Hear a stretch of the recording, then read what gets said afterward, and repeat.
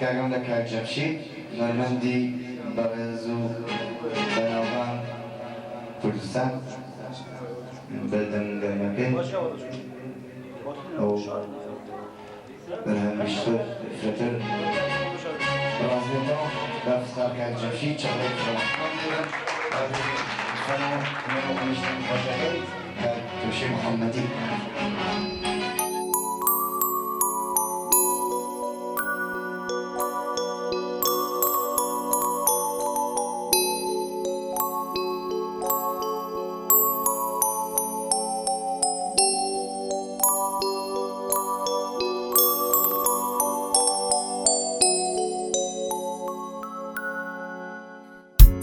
پێم وایە وەک دیوانەکان وێڵ وێڵ بگارم لە شاران لە بووچە و لە بندیوان ئەمنیش وێنەی گوناهباران ئەمنیش وێنەی گوناهباران بڕۆم سەری خۆم هەڵگیرێ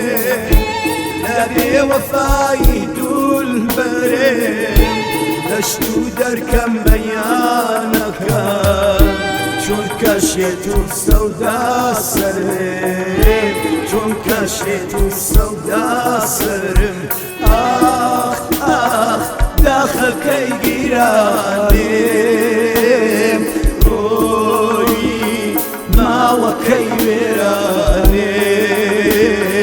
ڕۆیی خۆشیەکەی جارانێم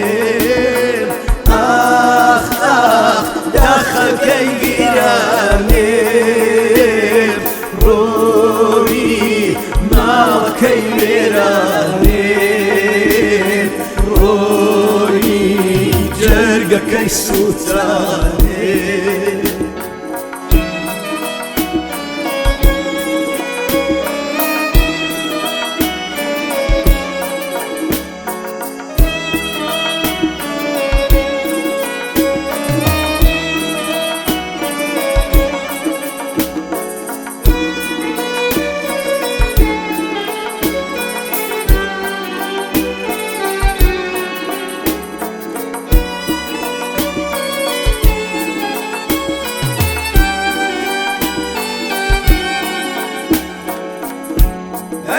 بەسەشین و